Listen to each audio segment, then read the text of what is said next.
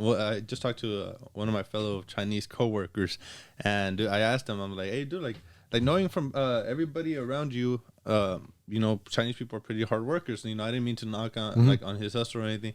I'm like, but like, what got you here? You're around the same age. Actually, everybody at my job is a little older than me, but I asked him like, well, what kept you going, or like, what made you want to go? He's like, dude, honestly, like just thinking about my parents coming as immigrants and doing all this hustle, just so I can go ahead and fuck off and not do the right things. I looked at him, I'm like, shh. That's one key thing, man. It's facts, and it's something that people don't see, and it's like your parents fucking still out there working, and you're gonna go fuck around and not do shit and not dream for anything, and just go ahead and just numb the pain or numb whatever you got. Yeah, like you said back, not enough recognition, not enough credit, because imagine us younger, not because I don't know what age your parents came over, but my mom was like a teenager, my dad was like probably in his early 20s, maybe somewhere around there.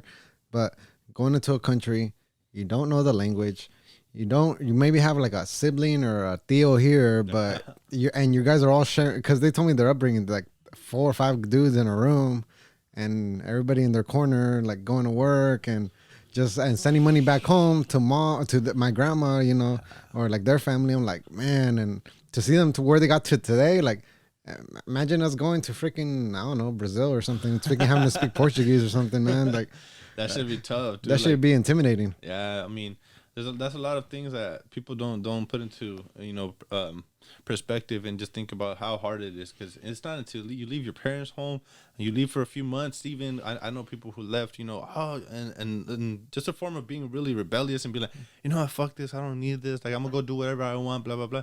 Then you go and you get all the stresses of paying bills and all this shit. That's when you start realizing, like, fuck, dude, like my parents aren't doing that because they want to. It's my parents are doing that because they're struggling too. My parents, they're trying to they have something they're working for. Necesidad. Why do you wake up in the morning sometimes? Necesidad. Yeah. If you're living good and you're comfortable, so there's days where you're like, oh, you know what? I don't need to go to work.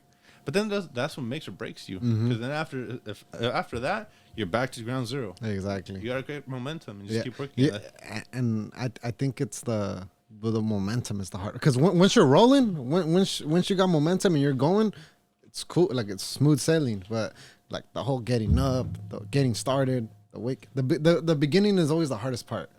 It's kind of what I was saying about eating the sapo, bro. You gotta eat that sapo first, and then everything else seems easy. And that's why I always see my dad. My dad gets up, 5, 6 in the morning. Goes to do his regular things. Goes to the restroom, cleans up, washes up, gets dressed, and let's go to work.